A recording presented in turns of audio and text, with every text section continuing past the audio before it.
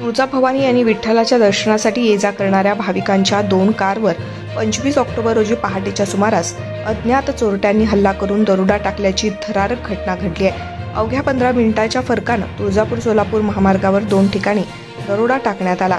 चोरट्यांनी चाकू आणि कट्टा सदृश्य वस्तूंचा धाक दाखवून सोने, रोकड आणि मोबाईल असा एकूण 2,20,000 रुपयांचा मुद्देमाल चोरून नेलाय.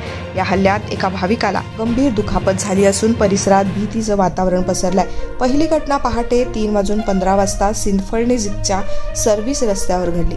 सातारा जिल्ह्यातील संदीप रघुनाथ आटोळे हे कुटुंबासह तुळजाभवानीच्या दर्शनासाठी जात असताना गाडी थांबवली. 2 मोटारसायकलवरील चोरट्यांनी चाकू कट्ट्याचा धाक दाखवला आणि महिलांच्या गळ्यातील 1,35,000 रुपये किमतीचं सोन्याचे दागिने लुटले.